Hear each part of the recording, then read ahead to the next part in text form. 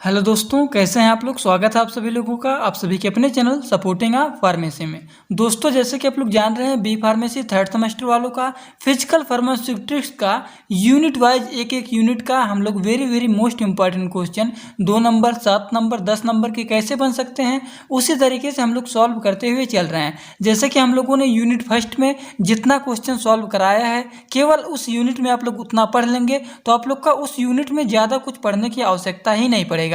तो आज हम लोग स्टार्ट करने जा रहे हैं यूनिट 4 में हम लोग देखेंगे कि इस यूनिट में 2 नंबर के क्वेश्चन कैसे बन सकते हैं, 7 नंबर के क्वेश्चन कैसे बन सकते हैं और 10 नंबर के क्वेश्चन कैसे बन सकते हैं। तो जितने क्वेश्चन आज हम आप लोगों को बताने जा रहे हैं, कम से कम इस यूनिट में इतना पढ़ लेंगे तो इसके बाहर आप लोग को यूनिट में कुछ पढ़ना है नहीं। ठीक, तो आज आप लोग ध्यान से देखना और पूरा जितना क्वेश्चन आप लोग को दिखाएंगे एक एक क्वेश्चन हम सॉल्व भी करवाएंगे। तो चलिए एक बार जल्दी सभी क्वेश्चन को देख लेते हैं, फिर एक एक करके सॉल्व करेंगे। सबसे पहला क्वेश्चन है कॉम्प्लेक्शन क्या होता है, इसका डेफिनेशन लिखना है।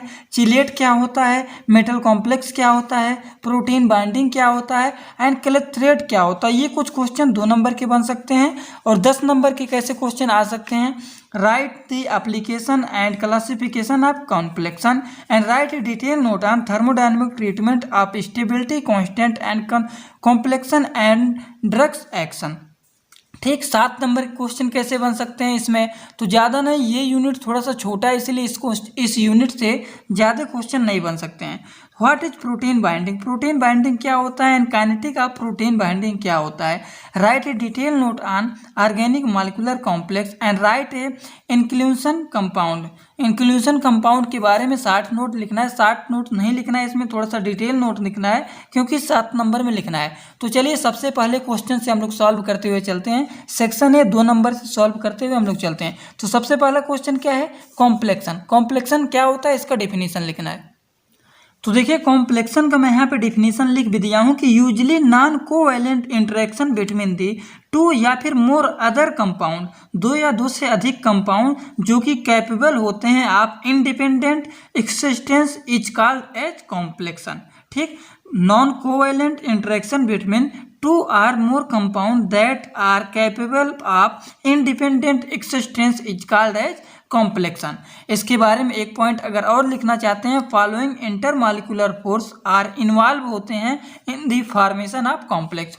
तो कौन कौन से इन्वॉल्व होते हैं फोर्स इसमें, वान डेर वाल फोर्स होते हैं, डाइपोलर या फिर इंड्यूस डाइपोलर टाइप के होते हैं, हाइड्रोजन बॉन्डिंग भी होते हैं, कोवैलेंट एंड कोऑर्डिनेट बॉन्ड भी इसमें क्या होते हैं, इन्वॉल्व होते हैं।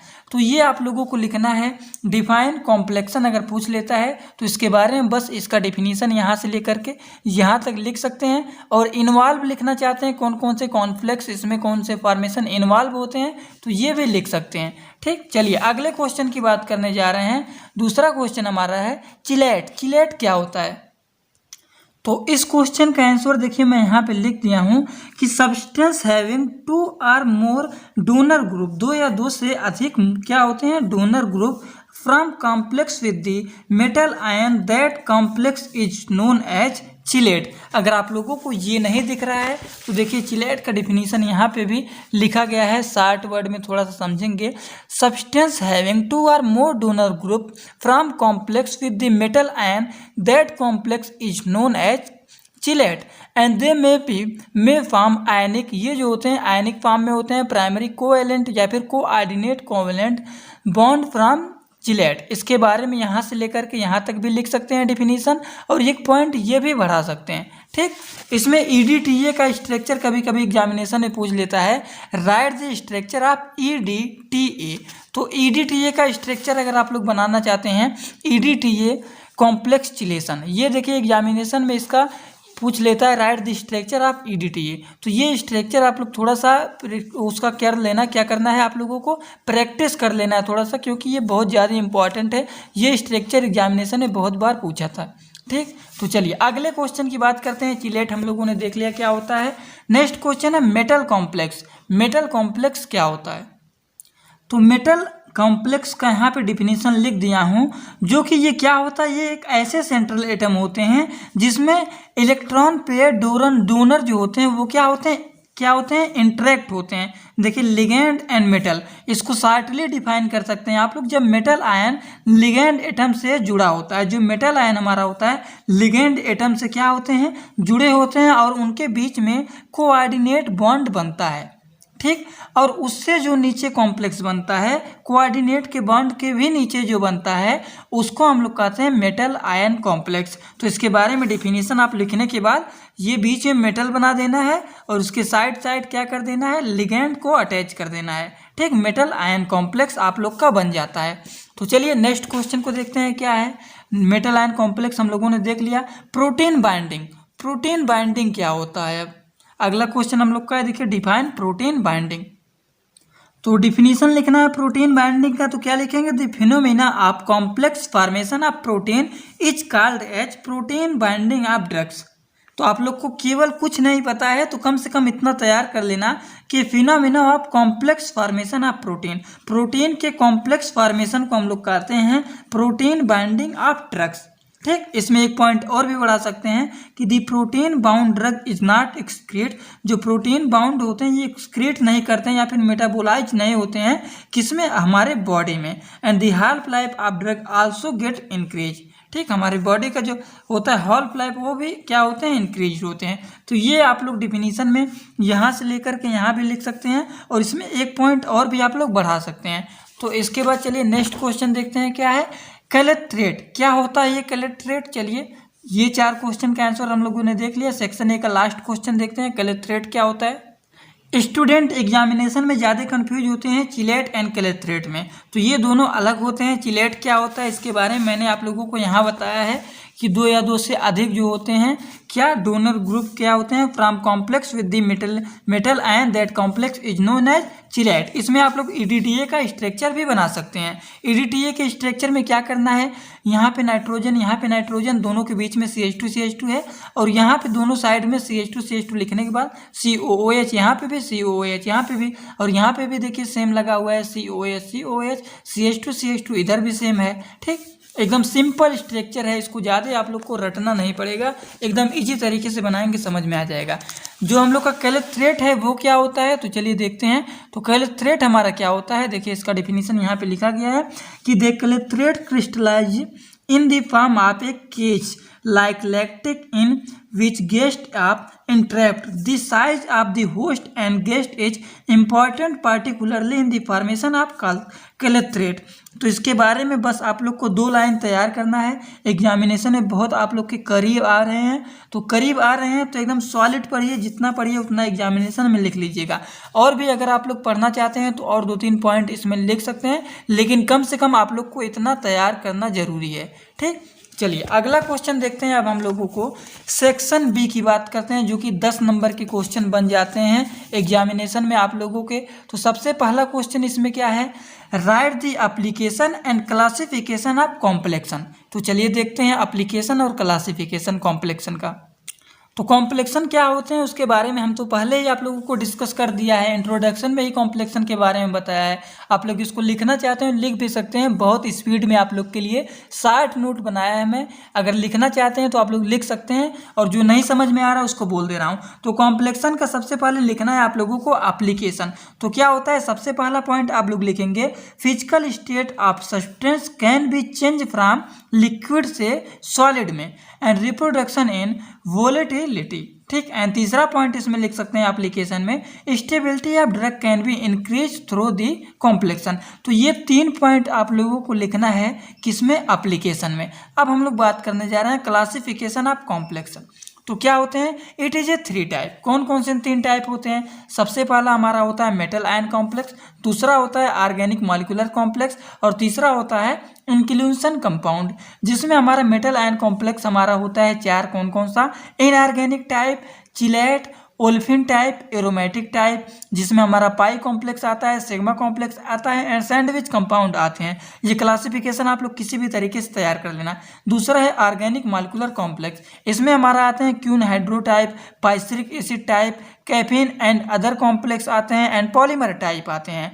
और इंक्लूजन कंपाउंड में हमारा चैनल लैक्टिक टाइप हो गया, लेयर टाइप हो गया, कैलेट्रेट हो गया, मोनोमॉलिक्यूलर टाइप हो गया, एंड मैक्रोमॉलिक्यूलर टाइप हो गया। अगर आप लोगों को ये क्लासिफिकेशन सही सही से नहीं दिख रहा है तो आप लोगों को मैं यहाँ पे थोड़ा सा दिखा दे रहा हूँ। क्लासिफिकेशन यहाँ पे लिखा है, सबसे पहला मेटल आयन कॉम्प्लेक्स, दूसरा है ऑर्गेनिक मॉलिक्यूलर कॉम्प्लेक्स और तीसरा है इंक्लूजन कंपाउंड। ठीक, तो ये 3 टाइप के होते हैं और मेटल आयन कंपाउंड कॉम्प्लेक्स में हमारा सब टाइप ये होता है और एरोमेटिक में हमारे 3 होते हैं, pi complex, sigma complex, sandwich complex. Organic ये आप लोग क्लासिफिकेशन इसको अगर थोड़ा सा स्ट्रक्चरल बेस पे बना के इस तरीके से अगर आप लोग अपने वहाँ पे एग्जामिनेशन की कॉपी में लिखेंगे तो थोड़ा अच्छा लगेगा, कॉलम वाइज करके बना के और यहाँ पे थोड़ा सा अच्छे तरीके से एरो बना के लिखेंगे तो एग्जामिनेशन में थोड़ा नंबर भी इंक्रीज होता है।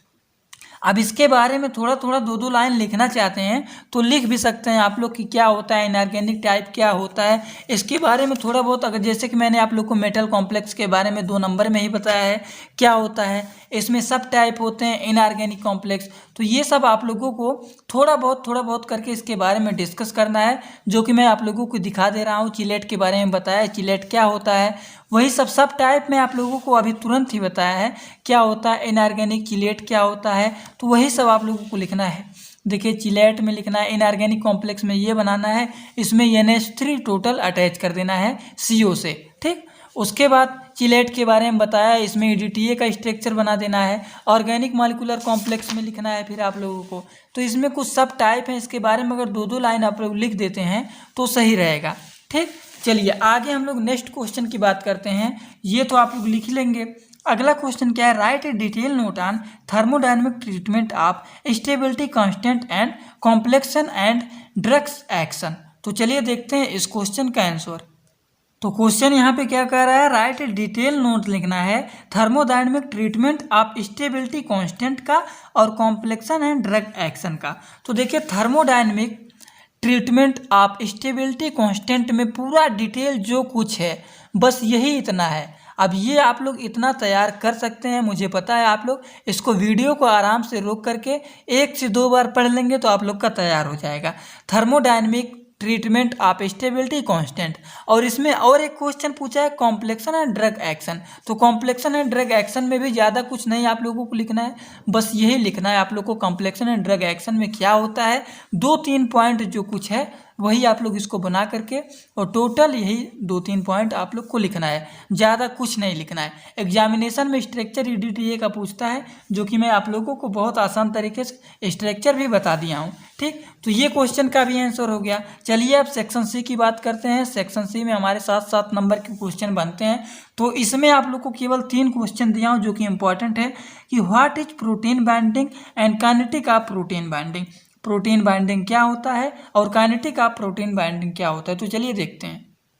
तो प्रोटीन बाइंडिंग क्या होता है, प्रोटीन बाइंडिंग के बारे में अभी 2 नंबर में ही मैं बताया हूँ कि phenomena of complex formation of protein. Protein के जो कॉम्प्लेक्स फॉर्मेशन होते हैं उसी को हम लोग क्या कहते हैं, प्रोटीन बाइंडिंग ऑफ ड्रग्स। ठीक, इसके बारे में मैं पूरा बताया हूँ कि इसके बारे में अगर 2 नंबर में पूछता है तो अगर आप लोग ये क्वेश्चन तैयार कर लेंगे तो 2 नंबर में भी अगर पूछेगा तो आप लोग लिख सकते हैं। ठीक, इसके बारे में 2-3 पॉइंट यहाँ पे लिखे गए हैं जो कि इंपॉर्टेंट है, ये भी लिख लेना आप लोग, थोड़ा बहुत समझ लेंगे। अब वैसे तो मैं बता ही दिया हूँ क्या होता है प्रोटीन बाइंडिंग।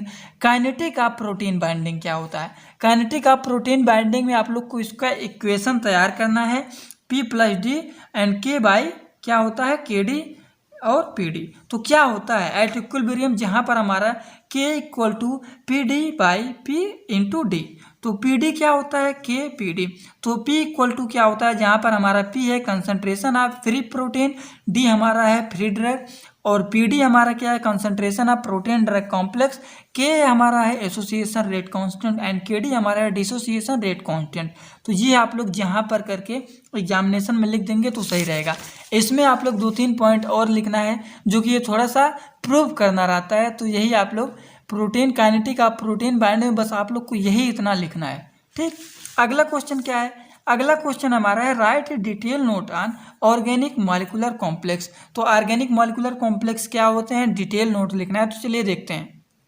तो इस क्वेश्चन का आंसर मैं बहुत ही शार्टली बनाया हूँ, अभी ब्रीफ भी दिखाऊंगा आप लोग को, शार्टली जो बनाया हूँ वो भी दोनों दिखाऊंगा। जो आप लोग को अच्छा लगेगा वही आप लोग तैयार करना अपने माइंड के हिसाब से, जितना आप लोग अपने माइंड में बैठाएंगे उतना सही रहेगा। तो सबसे पहले जो एकदम शार्ट नोट बनाया हूँ उसको देखिए। तो सबसे पहले ऑर्गेनिक मॉलिक्यूलर कॉम्प्लेक्स क्या होते हैं इसके बारे में लिखेंगे। तो organic molecular complex involve in the formation of donor acceptor type या फिर by hydrogen bond between the different species. तो कौन कौन से स्पीसीज होते हैं? क्यूनोहाइड्रोन कॉम्प्लेक्स, जिसमें हमारा हाइड्रोक्यूनोन से हमारा हाइड्रोक्यूनोन एंड पैराक्यूनोन से हमारा क्या बनेगा? क्यूनोहाइड्रोन।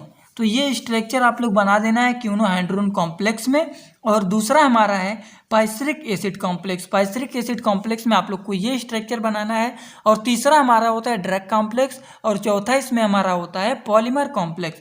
तो ये 4 कॉम्प्लेक्स आप लोगों को लिखना है ऑर्गेनिक मॉलिक्यूलर कॉम्प्लेक्स में। अब इसको ज़्यादा ब्रीफ अगर लिखना चाहते हैं, कम से कम अगर इतना तैयार कर लेते हैं तो ठीक है, लेकिन अगर ज़्यादा ब्रीफ और भी पढ़ना चाहते हैं तो आप लोगों को यहाँ पे मैं दिखा दे रहा हूँ कि देखिए ऑर्गेनिक मॉलिक्यूलर कॉम्प्लेक्स में सबसे पहला पॉइंट तो ये मैं आप लोग को बताया हूँ, ये लिख लेना है। उसके बाद मैं आप लोग को बताया हूँ क्यून हाइड्रोन कॉम्प्लेक्स, और दूसरा हमारा है क्यून हाइड्रोन कॉम्प्लेक्स में देखिए ये हेडिंग डाल के ये स्ट्रक्चर बना दिया हूँ। कम से कम हेडिंग पे ये स्ट्रक्चर अगर बना के दर्शा देंगे तो आपको पूरा नंबर मिल जाएगा। और यही आप लोग थोड़ा सा थ्योरी भी लिख देंगे तो भी सही रहेगा। और दूसरा हमने बताया है पाइस्ट्रिक एसिड कॉम्प्लेक्स। पाइस्ट्रिक एसिड कॉम्प्लेक्स में ये स्ट्रक्चर आप लोगों को बना देना है। और तीसरा हमारा है, तीसरा क्या है? तीसरा है ड्रग कॉम्प्लेक्स और चौथा है पॉलीमर कॉम्प्लेक्स। तो इसके बारे में 2-2 लाइन आप लोग लिख सकते हैं जो कि यहाँ पे लिखा गया है। ठीक, चलिए ये भी क्वेश्चन हम लोगों ने देख लिया। अगला और लास्ट क्वेश्चन इस यूनिट का देखना है हम लोगों को। Right note on inclusion compound. Inclusion compound क्या होता है इसके बारे में नोट लिखना है। तो क्या होते हैं इंक्लूजन कंपाउंड, चलिए देखते हैं।